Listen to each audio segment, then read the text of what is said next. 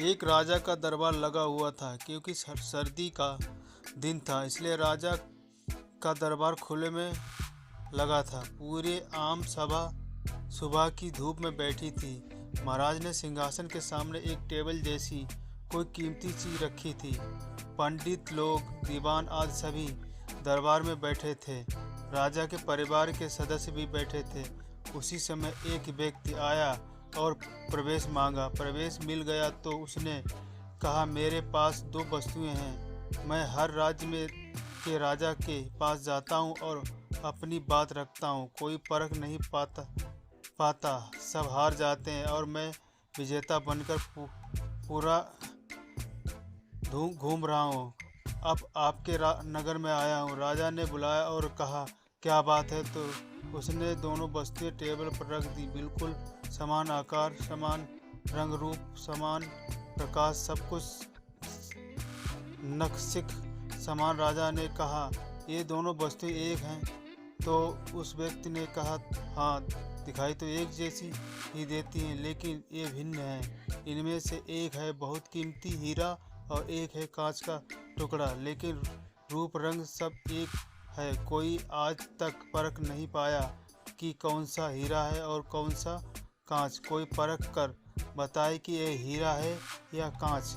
अगर परख खरी निकली तो मैं हार जाऊंगा और यह कीमती हीरा मैं आपके राज्य की तिजोरी में जमा करवा दूंगा।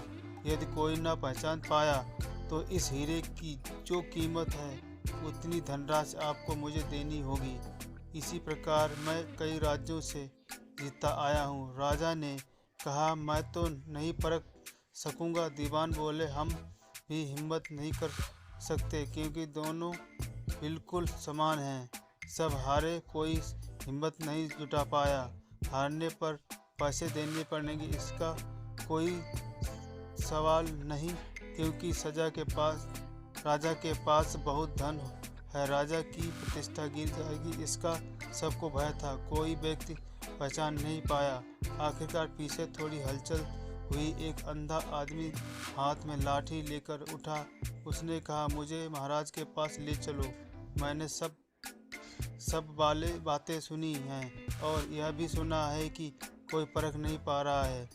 एक अवसर मुझे भी दो। एक आदमी के सहारे वह राजा के पास पहुंचा। उसने राजा से प्रार्थना की, मैं तो जन्म से अंधा हूँ, फिर भी मुझे एक अवसर दिया जाए, जिससे मैं भी एक बार अपनी बुद्धि को परखूं और हो सकता है कि सफल हो जाऊं। और यदि सफल ना भी हुआ तो वैसे भी आप तो हारे ही हैं। राजा को लगा कि इसे अवसर देने में क्या हर्ज है। राजा ने कहा, ठीक है। तो उस अंधे आदमी को दोनों चीज़ों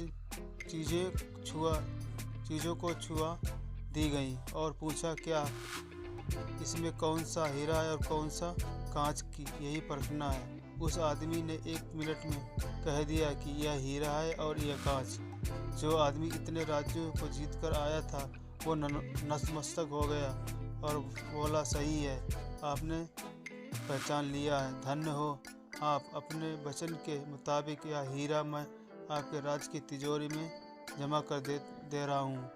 सब बहुत खुश हो गए और जो आदमी आया था वो भी बहुत प्रसन्न हुआ कि कम से कम कोई तो मिला परखने वाला। वह राजा और अन्य सभी लोगों ने उस अंधे व्यक्ति से एक ही जिज्ञासा जताई कि तुमने यह कैसे पहचाना कि यह हीरा है और वह कांच।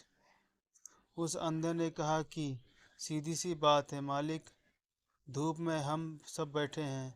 मैंने दोनों को छुआ तो ठंडा रहा वह हीरा, जो गर्म हो गया वह कांच। अगर हमारी वीडियो पसंद आए तो लाइक करें, सब्सक्राइब करें, शेयर करें, कमेंट्स करें।